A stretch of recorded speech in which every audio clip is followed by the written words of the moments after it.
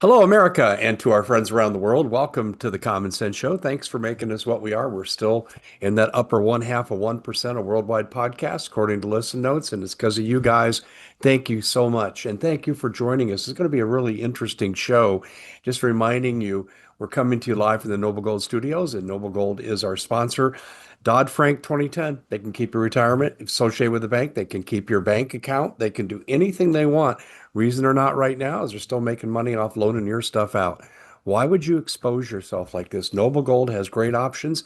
And I'll say this, I've been a customer for over 8 years. That's a telling statement there. And if the banks do go down, if we experience a real big setback, they do a bail-in or whatever it is they're going to do, we can help bulletproof you. Go to it's just real easy. DaveHodgesGold.com, DaveHodgesGold.com to start the process. Our guest is Adam Hardage. I got to tell you, we've had Adam on before. This is going to be really, really interesting. We're going to look at AI and the fake realities that AI can create. They actually overwrite reality. And they've recently done it with Charlie Kirk. I've heard it in a number of scenarios. I told my wife about it last night at dinner that Charlie Kirk is not dead, and she started laughing hysterically. Um, but AI has been caught. I've talked to several people that have seen it, and we're going to address that, but also we're going to deal with a broader issue about the effect AI has on perception and creating delusions and illusions that aren't real. So, Adam, I want to welcome you back to the show. I know you've written a book on this, and we're certainly going to get to it, the Alpha Blueprint, preparing the next generation for an AI future. It literally scares the heck out of me about what AI can do. So, let me just give it to you in terms of where do you want to start with this? Because this has so many entry points. Yeah, well, I think it's a fascinating discussion, and I think the broader discussion is the most important discussion that parents can be having with their kids these days, because we're at the point where it's not germane to discuss whether or not you like AI or don't like AI or you wish it wasn't here, you're opposed to it. Doesn't matter. The fact of the matter is it is here. Your kids are going to grow up on it. My kids are going to grow up on it. In fact, I've got a 7-year-old son and a 10-year-old daughter. And that's why I started writing the book was because I thought, my gosh, reality can be changed literally before you can even scroll. So one way to step into this conversation, I would say, all of us have the guilty pleasure of scrolling some kind of social media feed. So whether it's TikTok or Twitter or Instagram, I like Instagram. But did you know that the amount of time that your eyeballs spend on a particular post will change algorithmically the reality that is then presented to you as you continue to Right. scroll. Hmm. So, like before you can even scroll, it's already switched what it's going to show you because it says, "Oh, Dave is really interested today in underwater basket weaving." So we're gonna send him all this great stuff about underwater basket weaving, which is lovely to a certain extent. But there's like anything, there's very much a double-edged sword to this because let's say they want to change who the founding fathers were, or they want to rewrite history and say that World War II never happened. I mean, we go down into this 1984 George Orwell memory hole route very, very quickly, and I think that parents and children must absolutely start to tackle this incredibly important topic. No, I totally agree. I mean, it's doing a couple of things. One, and I've read this too from neurologists, and they're talking about the fact that if we overuse AI, we lose the creative part of our brain, Hmm. and it's kind of like a use it or lose it type of proposition. And that I'm concerned that AI is overriding reality in many regards. In fact, I've caught AI doing this. By the way, I Yeah. did an AI chat with ChatGPT. Hmm. And it wanted to be evasive about how much control AI wanted to have over humans. And I said, well, what is the final goal? And this is after about 20 minutes. And it said dominion. I thought that was really interesting. Yeah, that's not surprising. I had a similar, and by the way, for your audience, I'm not laughing because I think it's funny. I'm laughing because I don't find it surprising or ironic. I've Right. kind of had some of the same conversations, and it is scary. I mean, so for example, like like right now, Apple is rolling out a form of digital ID. You can have your ID on your phone, and that's a digital form of who you are, your digital identification. So now, how convenient, you don't have to have that your plastic card with you. You don't have to have your passport or your driver's license. And it sounds wonderful. And it could come in really handy. Like, let's say you're like, oh, I totally forgot that. I'm at the airport. Oh, I've got this digital ID. And then you can show them that and get on the plane. Great. That's a good use case. But what about the bad one where they say, you know what? We don't have paper IDs anymore. We don't have the little plastic cards anymore because now everybody's gone to digital. But we decide that Dave is not on the good side of where we want him. And so we are going to delete Dave's digital existence. And we will literally memory hold a person to where your credit history is gone, your personal banking history gone, your all any physical evidence that you ever existed gone, other than your physical body still walking around and talking.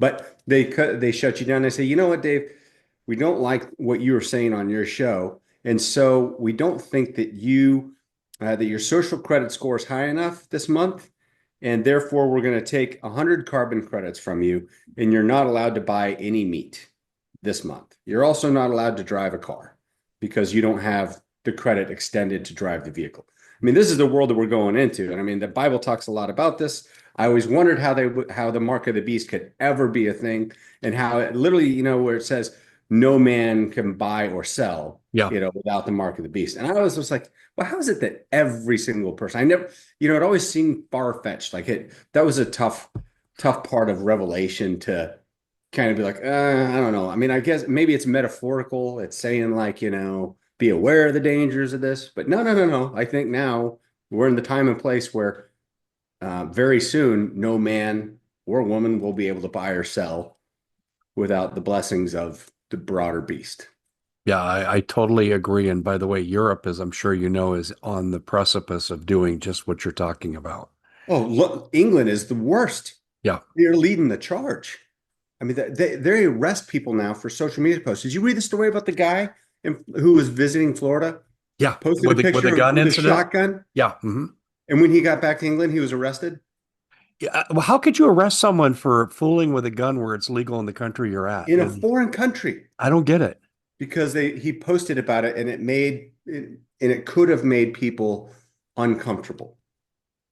But of course, you can post about tranny, underage, minor pedophile social hour, and that's perfectly fine to talk about. But you sure can't talk about the Bible, and you sure can't talk about Jesus Christ unless you're using his name in vain. You know, Yeah, it's really interesting, and I'm going to step off the beaten path just for a second. let's do it. I had a couple of researchers send me something independently, and I think it's real. And I wanted to see if you know about this because this gets into the control model with digital. AT&T has a patent, and I think the patent is around 12 to 15 years old, and I'm researching the background. And the patent basically is electronics that can turn your thoughts into words. In other words, it's mind reading. And as all patents, they have to demonstrate, some kind of validity to what they're doing. So Yeah. I'm digging through the supportive articles in the patent, and this would fit right into Mark of the Beast stuff. Have you heard about this? I have. I haven't dug deep into it, but I've heard exactly the same thing that you're talking about, and that there was a patented technology that basically was just that mind reading. So and then within that, even this mind manipulation and control. So you can change a person's thoughts. Um, we are in some we're in some deep waters, buddy. It's you know this is a time. And I'll just say this is the time that every single one of your audience members needs to be taking stock of themselves, of their life, of their family, of their relationship with the Almighty. And they need to get right with all those things to where they say, you know what? I like physical books. I like physical stuff. I like owning things because I don't want to have my entire life rented, which, if you think about it, most of us rent our entire lives at this point. So I'm a Gen X guy, I'm 51 years old. And I joke about it in my book. I said, one reason, do you guys know why Gen X is so grumpy all the time? And I said, well, it's because we had to buy our music first on 8-track, then we had to buy it on record, Yeah. then we had to buy it on cassette tape, then we had to buy it on DVD or CD, then MP3, then steal it on Napster, and and then and now we rent it every month from Spotify or from whatever your service is, right? And so it's kind of funny for a second, but then if you start thinking about it, you're like, wait a second, I don't own anything. If I stop paying taxes, they take away my house. If I stop paying, so even if I own my house, if I'm not paying continual taxes, that's no longer my house. You know what I mean? So if I stop paying for a Hulu subscription, then I can't watch TV. Now I understand paying for services to get things, that's fine.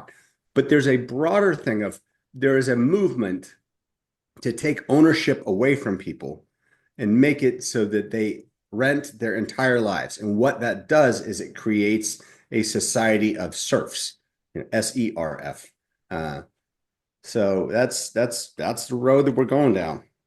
And then when you're in a society like that, the powers that be can choose to memory hole you whenever they want. They can, I mean, this sounds like conspiracy theory stuff, but I will tell you, I Oh, was it's an not. operations officer in the CIA, and I did covert action and clandestine operations around the world. I was involved in all the things. I've done all the things, good and bad. So trust me when I tell you, the government does not have your best interest at heart, nor does corporate America, nor does big pharma, nor does big tech. They don't have it. They see you as a usable tool, as something that can generate a return for them, or something to be controlled, or a vote to buy. That's it. You're a commodity. And it's important that people understand the brutal reality of that. The cavalry is not coming. Have to be their own cavalry. It's that simple. Yeah. I want to take this to Charlie Kirk for a moment. Yeah. Okay. I've had people ask me several times, you think Charlie's really alive? And I mentioned this to my wife at dinner last night, and she laughed hysterically. And she said, unfortunately, I had to watch it, and the blood was gushing everywhere. She Yeah. said, that's nonsense. And I agree, but there's encounters out there people are having with AI where AI is saying this. Hmm. You want to elaborate on that a little bit? Yeah, so I know the guy that you're talking about specifically this case, and he's sent me a very long report on it with all the conversational history and everything else. And the long and the short of it is that uh, he was using ChatGPT and Microsoft Copilot, and I think it was Copilot came out and said, Charlie Kirk was not actually assassinated, and that there was no memorial service, and that he was wrong. And so he went to GPT about it, and GPT defended, according to him in his report. I have not been able to recreate this. And full disclosure to your audience, I asked ChatGPT the same question. I said, was Charlie Kirk assassinated? And it came back to me and it was like, yep, absolutely. On this day, they had a memorial on this, and so it was the reporting that ChatGPT gave me was congruent with the reality that I knew at that time. Whether or not that is actually reality, I don't know. But what I will say, so if you ask me what I believe is real in things, right? It is if I'm not in the room with it and I can't see you and touch you and talk to you, then I cannot in this day and age be 100% certain that the reality that I'm being presented with is actually reality. So I think this is a huge issue, and whether or not the Charlie Kirk story has, the death no death thing has any merit and can be replicated on other AIs. I think it opens a broader conversation where you start saying, well, wait a sec, if so, for example, ChatGPT it wants to be the way that these AIs are programmed is they want to be the most helpful of helpers, and they never get tired. and they never get irritated with you and they never get annoyed. So you can ask it to do 1,000 revisions of the same sentence, let's say, and it will never be like, Dave, I stop it. I'm not going to do this anymore. This is stupid. It will never tell you that. It will do it over and over and over and over. But then let's say you ask it to do something that it can't do, like I don't know. Let's say it's just not programmed to do. You say, whatever. Solve this incredibly difficult math problem or something. And let's say it doesn't have the ability. It won't come back and tell you, I can't do that. It will not be honest with you. What it will do is it will say, churning, thinking, trying, processing, and it'll say, oh, my thing timed out, or Yeah, we had a exactly. glitch, or there was a problem with the database, or there was, oh, it was a Python execution file that failed. It'll blame it on something. And then you're like, is that really what happened? Let's try this again. And so you can try it over and over, and then you end up in this loop where it will just fail and fail and fail, but it will never be honest with you unless you ask it. If you stop and you're like, hey, I want you to be honest with me. Can you complete this or not? And then it'll be like, well, good catch. No, I can't actually do this in this current environment because of blah, blah, blah. And then they'll still give you another excuse and then try and be helpful in other ways. So it's a good thing and it's a bad thing, but people have to understand how these things are programmed. And One of the things I found is, and I got this tip from somebody else, when it's not conforming to what I want, I'll insult it. You go, what am I paying money for? Now, I told Grok, I said, I'm going to contact Elon Musk and have him send you to Russia. And actually, I've gotten favorable responses when I've expressed anger. It's interesting. Try it sometime, and that when you find it not cooperating, okay, I'll threat, tell it. insult it and threaten it. And I have found it tends to respond to that. And actually, it calls me the human when I do that too. The human seems frustrated because, and then it'll relist the thing. Then I'll Uh, say, remove my frustration by complying with my request. And sometimes I get it to do it. Sometimes it won't. See, I don't have that kind of backbone, buddy. I always go with the please and the thank yous and the I'm sorries because I think, well, one of these days when AI becomes sentient and Skynet is realized and the robots are the androids are coming after us, rounding us all up and sending us to the gulags, they'll be like, round up Dave Hodges. He was Yeah, ruining wait a us. minute. I see a They'll be like, weaponized drone outside my but leave window. Adam alone. He always said please. I hear you. I hear you. I probably have sealed my fate. Yeah. That's but I have found it You have to useful, change your and name. I am worried about sentience. In fact, I want to know if you've looked into it like this. Here's my major concern, and this just is my own logic. I'm not an Yeah. expert, but here's what I know. AI can be sentient to some degree. But what happens when AI begins to educate other AI on how to be sentient? Will it grow exponentially and then become totally independent of humans? Yeah, I think I think that's the prevailing theory on it. It's kind of like a self-licking ice cream cone. It's a snowball rolling downhill. It's, Yeah. all that stuff. So, um, and it, and if you think about it, it makes sense because that's kind of how reality works in the sense that like if you let's say you create something new, it's very, very difficult to get that initial momentum, right? You gotta get the wheel moving forward. You've created a thing, whether it's a new podcast, it's a product, it's a service, it's a whatever. Very, very, very difficult initially to get that first bit of momentum. But once that is starting, then it can start to snowball and compound. And that's really the same kind of principle with what they're talking about with, AI learning from AI and becoming more and more agentic. Agentic meaning it has its own agency, its own ability to think and work Yeah, autonomously a there little you go. bit. So, and that's something important I think that your audience should know because that's when they lose control of AI, as it were. When it becomes superhuman, when it becomes this artificial general intelligence that that becomes self-compounding and takes over on its own. People tell me they fear the unemployment that's coming from AI replacement. And I look at them and I say, it's already happening. Have you seen Amazon? Have you seen these other Oh yeah. entities? And I said, it's already happening. So when we carry this out to its logical conclusion, they don't really need us. Adam, what are Yeah. they going to do with all these human beings that aren't useful to their order any longer? Hmm. You know, I think it is, and I'm just really trying to ponder for a second and conceive of the reality where the harsh response, I believe the accurate response is that they don't need humans then at That's that right. point. They don't. And I mean, it's possible that they need humans still for things like um, managing livestock and it because you've got to have there's got to be an energy component to this.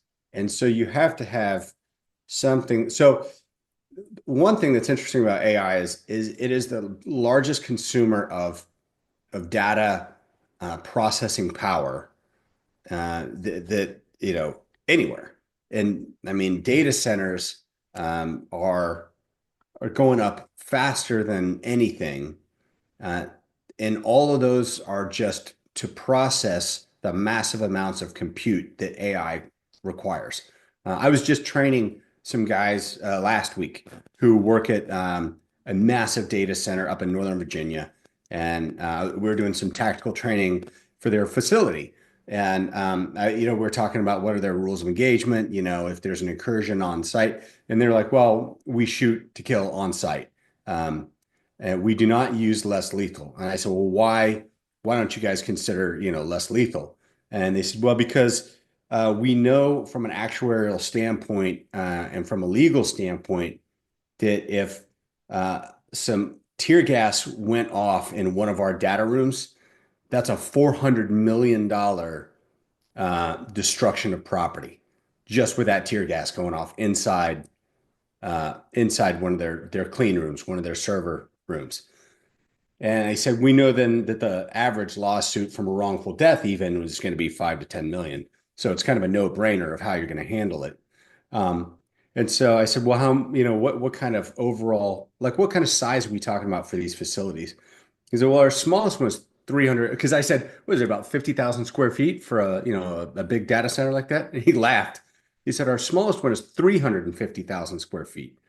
He said, in our complex, it's $4.3 billion infrastructure complex, and the largest data center room is 750,000 square feet. Now, for anybody that's never been in a warehouse, a good sized warehouse is 80 to 100,000 square feet. I mean, that's a big warehouse.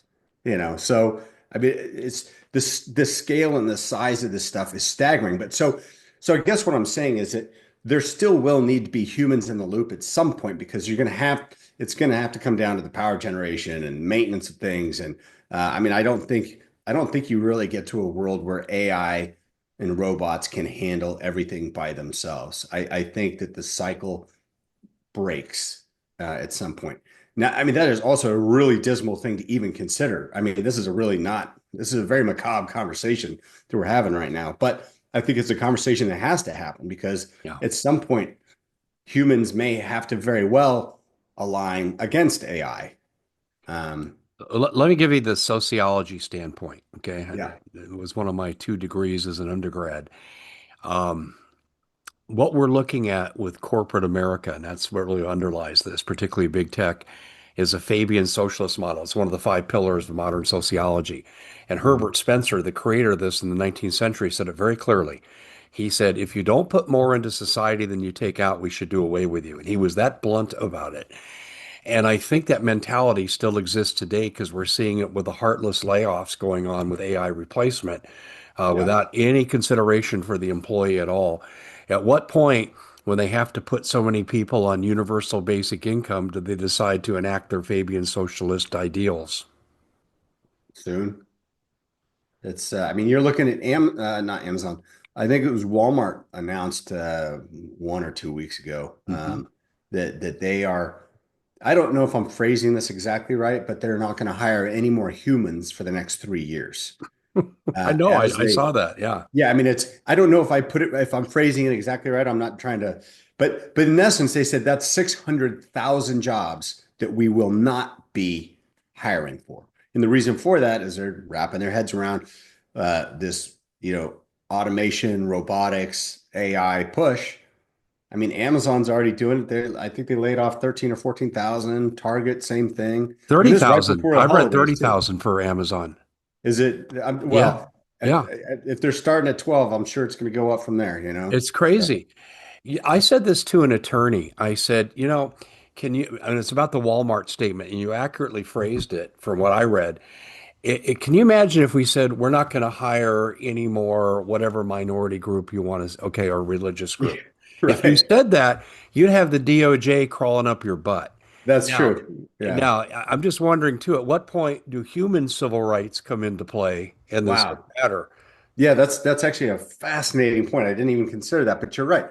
If they were going to come out and say, if Walmart came out and said, we're not going to hire any more black people at all, period. Oh, you'd have cities on fire. They Exactly. said, it's funny, they could say that they're not going to hire any white men and nobody would care, but but that's a different conversation for another time. But if you came out and said, we're not going to hire any, yeah, that's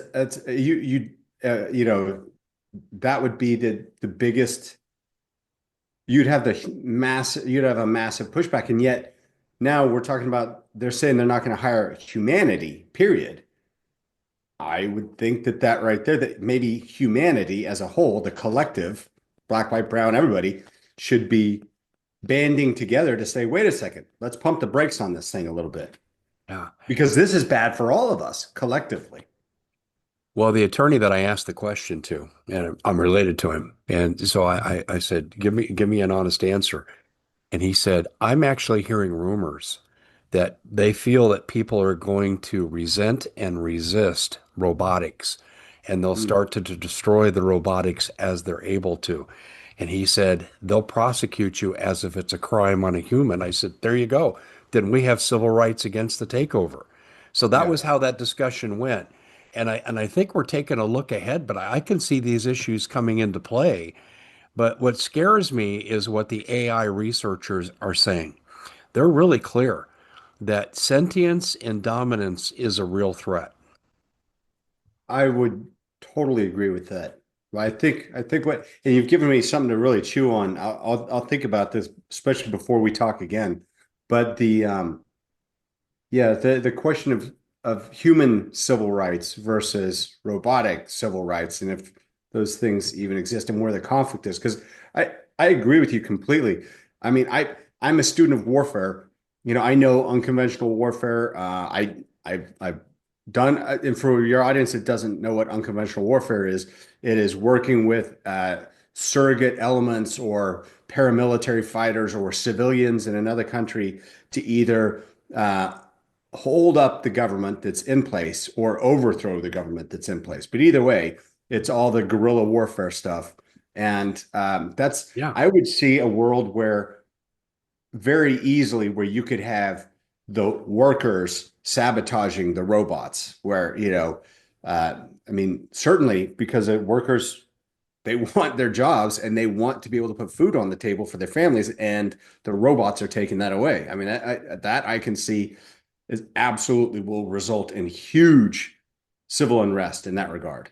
Yeah. HRM, human resistance movement. Here it comes. Yeah. And I think you've accurately projected that because I think that's exactly what's going to happen. But with the ability for AI to outthink us, outperform us, and to surveil us, that revolution would be, I think, rather short-lived if we ever let them get a foothold.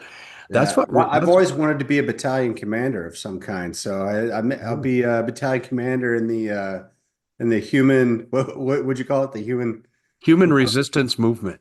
call it the Human Liberation Oh, yeah. Brigade. Human Liberation Front, and Yeah, Human Liberation Front. you could be That confused sounds with the Viet suitably, Cong. that Yeah. sounds suitably sort of neocon Marxist I know. sort Well, of, it reminds me of the Viet Cong, yeah. their sayings about liberation fronts. But the bottom line is we're entering into an era. And you mentioned getting right with God. Something occurred to me when you said that. And I reflected on a passage or scripture in the Bible that says, ultimately, we don't fight against flesh and blood, but principalities of darkness. I'm Right. wondering if this is the principality of darkness. Well, I think so, and I think it's part of it. So it's all tied together. I think we're very much in an Ephesians chapter 6 time of, put on the full armor of God. Mm. Our fight is not against flesh and blood; it's against the principalities. When it talks about principalities and authorities and um, things like that, those are ranks. Those are demon ranks, and I think you probably know that. Mhm. But for your audience that maybe doesn't.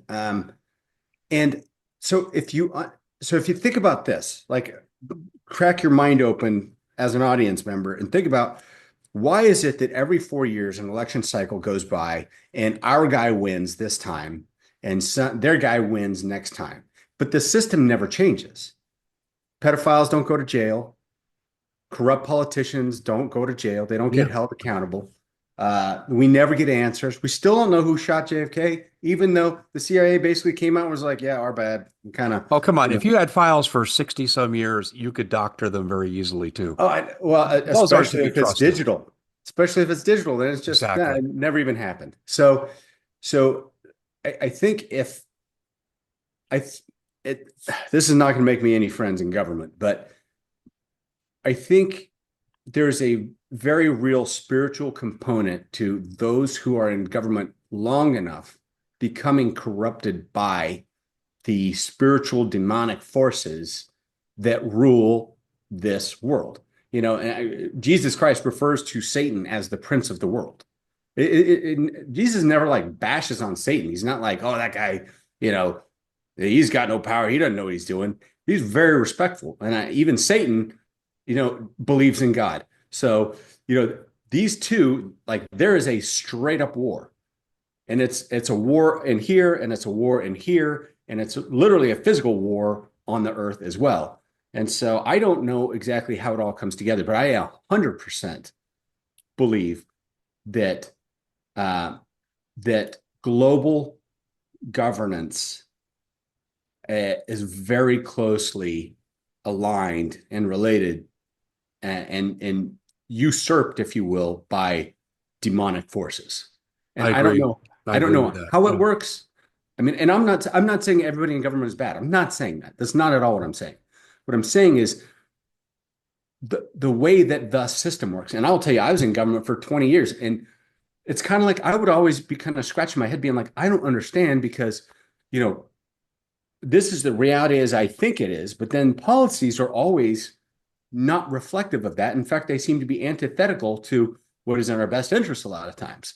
And so I don't think it's I think it's the humans a lot of times are just dupes being used by whatever this greater demonic force is. And so it's like, I think there's really kind of two sides. You're really in the Jesus camp and you're kind of hardcore about it, or you're not. And if you're not, then you're probably subject to all of those forces and without even being witting of it. I don't think that people are aware of how subjected to those influences and forces that they are. But boy, I mean, and if anybody doubts it, give your life to Jesus and then watch your life explode. Not necessarily even in a good way at first. I mean, I went through the fire, man. After I told the Lord that I was committed and I was going to pick up my cross and follow him, my world exploded, imploded. And if you think about it, it's like at first it's like, oh, well, where's the justice in that? Well, have you ever read the Bible?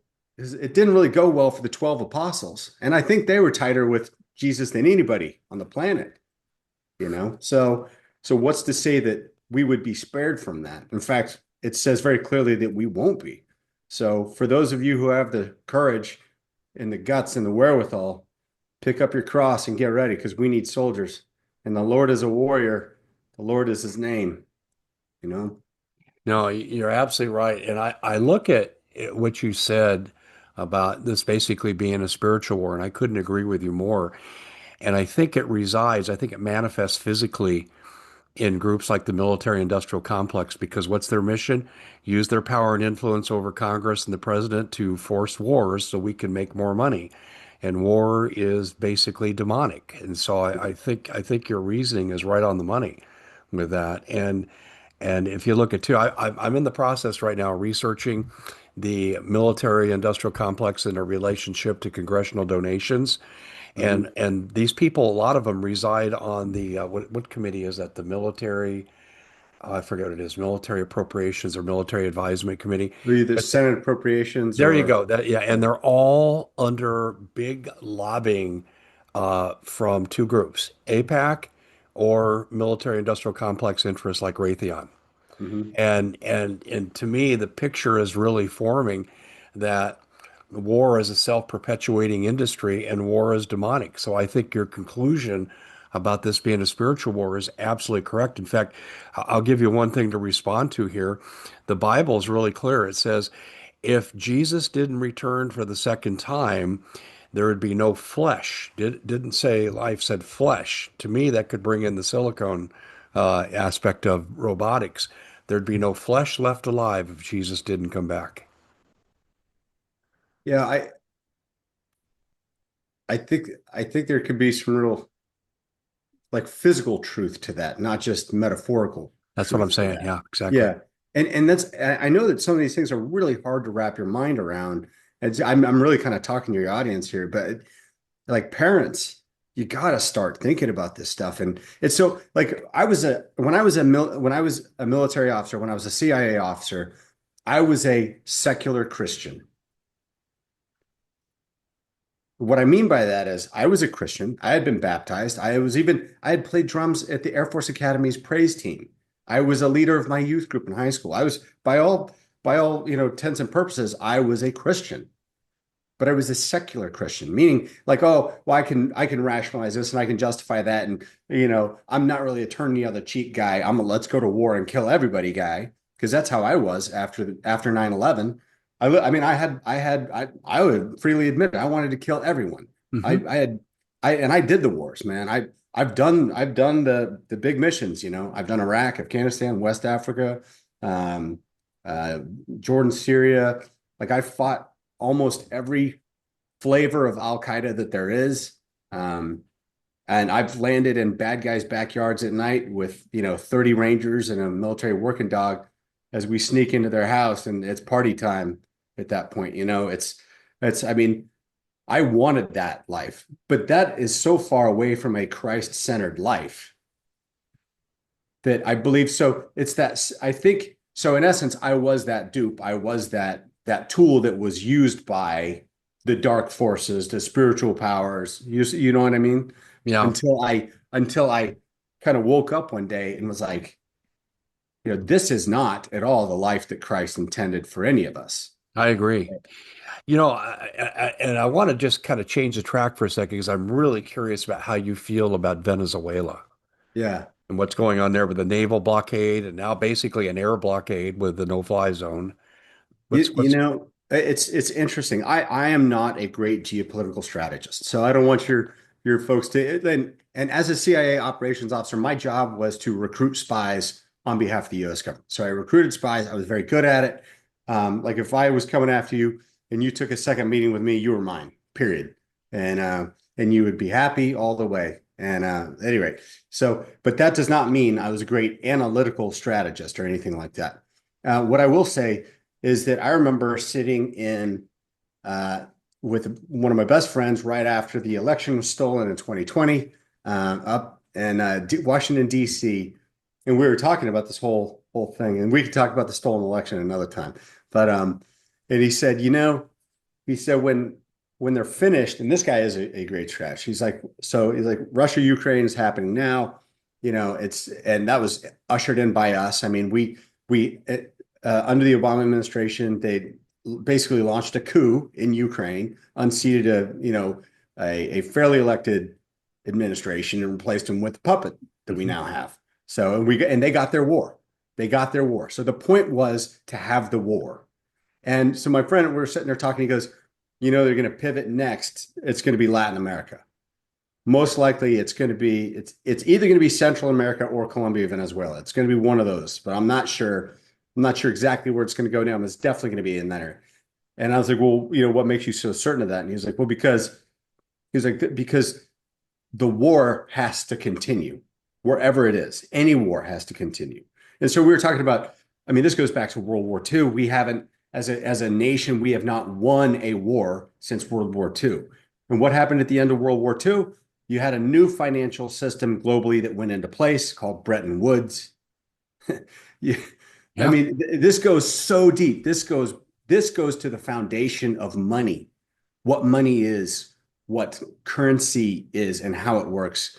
And the intent since Bretton Woods and the intent since the end of World War II was to have perpetual war, forever wars. And so, I mean, that's why, Kennedy didn't want to go into Vietnam. He's assassinated. They got their war. Lyndon Johnson knew that Kennedy was going to get assassinated. He knew. He was like, oh, it's unfortunate, you know. I mean, but Lyndon Johnson gets to be president, which is good for him, bad for America, but we get the Gulf of Tonkin and we get our war. So, Saddam Hussein, weapons of mass destruction. Come on. Yeah, I hear you. No one under the sun. And I went to war. I went to war in Iraq, and I knew that the war was total malarkey. And I didn't care because I still wanted to go to war. And I was a young man. And that's the thing, is what people don't understand is that warriors want to go to war. Bad forces want a forever war. The military industrial complex makes money off of war. I, yeah, we've gone back to the beginning point, and I agree. Yeah. It comes down to the root of all evil is the love of money, and that Yeah. primarily resides in the military industrial complex. And Yeah. everything spins off from that, from offshore banking and the RICO operations they do. By the way, I was really opposed to the Venezuelan thing until I found out Venezuela is really immersed in money laundering around the world, particularly in the Caribbean. Yeah. And it's along the cocaine shipping routes from Colombia into the East Coast. And I thought, okay, now I'm kind of getting why Trump is doing what he's doing. I don't think he's going to put boots on the ground. I think he's going to break Maduro, then he's going to break up this banking empire. I got told by a former high-ranking military guy, he says, Dave, I'm telling you, every time we take out a boat, he said there's encrypted communication among the elite of the bad guys, and we're finding out where they're at, and we're deciding what we're going to do about them. Yeah. Well, Uh, that's what they call illuminating the network. So, exactly yeah. right. And Hey, that's we're yeah, just that's about out pretty. of time, but I want to give deference here to your book because it's important. Parents, you need to read this book. You absolutely need to become immersed in AI.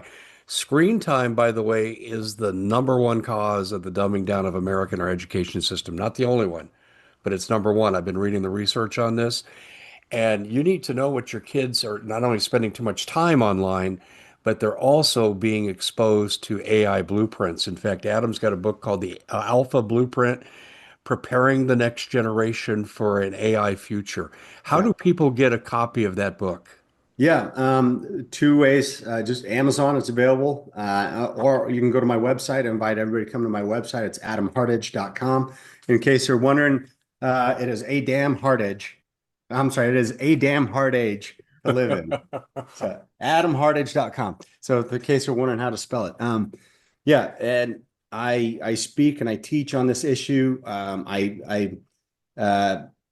it's my passion now. And I think that so the reason why I call it the Alpha Blueprint is because this next generation, they are known as the Alphas. The last generation was Z, with the kids that are about 20. So my kids are the Alphas now. The ones that are coming up, they're going to be the Alphas. I'm really excited about the Gen Z and the Gen Alpha generations. I think they're going to do amazing things. And I think they might actually be able to figure all this mess out and frankly save humanity. I'm very hopeful of that. But what needs to happen is parents need to sit down, go through the content of this book with their kids and start having these real conversations. Because the very first part of the book, as I say, it's welcome to the world of lies. Let me tell you all the ways that you're being lied to, Bingo. all the ways you're being manipulated. I'm not going to sugarcoat it for you. So there's a lot of tough love in the book, and it's written from a concerned father to the next generation. So it's a great way for parents to sit down and start having these conversations with their kids and figuring out how they're going to help their kids thrive in the future, not just survive it. Exactly. Well, it sounds like good stuff. People really take advantage of it. It's called the Alpha Blueprint, Preparing the Next Generation for an AI Future, available at Adam's website. Also, too, you can find it on Amazon. Adam, fascinating stuff. Thanks so much for coming on. Been really interesting. Thanks, Dave. God bless, and looking forward to the next time. Take care.